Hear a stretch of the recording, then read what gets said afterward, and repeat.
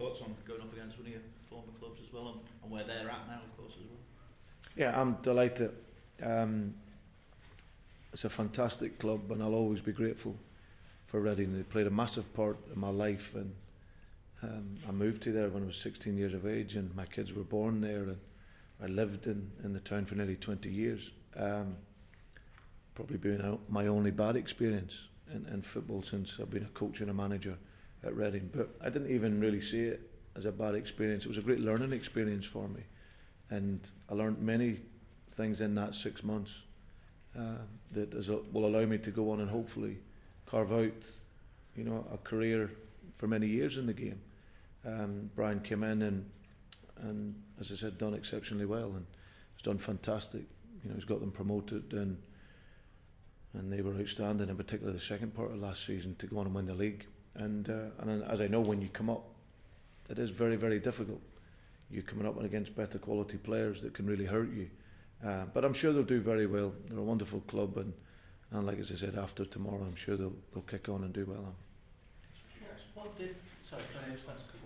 What did that do to you, given what you'd given up at Watford, to go back to a club where I know you loved as a player, to then for that to end so soon afterwards?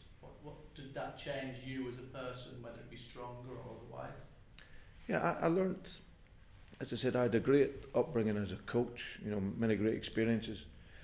I then became a manager at 35. I went to Watford, and Watford was a perfect club for me. And the reality is, if it was probably any other club at Reading at that time, I wouldn't have left there. Supporters at Watford were terrific. The board, Jimmy and Vince Russo, were outstanding, really supported me as a young manager, and the players were fantastic. And after a slow start, then we really flew, you know, after a couple of months, and done very, very well. But the draw to go back to a club that I spent 14 years at, and with people that I knew there, and some of the young players that were coming through at the time, I really felt, and I had a wonderful relationship with the chairman there at the time, John Medeski.